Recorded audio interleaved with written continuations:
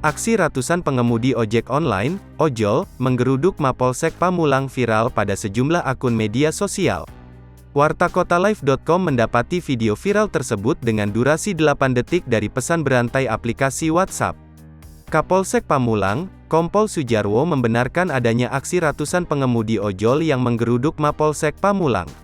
Menurutnya, aksi tersebut ditengarai adanya insiden pemukulan yang dialami seorang pengemudi ojol pada tanggal 9 Januari tahun 2021 malam. Ia jadi ojol itu ke polsek itu karena ada kesalahpahaman pada saat dia bersama dengan anaknya dipukul. Karena faktor itulah, katanya saat dikonfirmasi, Pamulang, Kota Tangsel, Senin, tanggal 10 Januari tahun 2022. Sujarwo menuturkan kronologi bermula dari seorang pengemudi ojol sedang melintas di Jalan Mujaer, Bambu Apus, Pamulang, Kota Tangsel.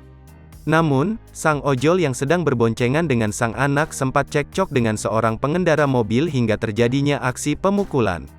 Salah paham di jalan, versi dari si pengendara mobil sempat terhalang hingga turun gontok-gontokan tahu-tahu dipukul pengendara motor itu, ujarnya.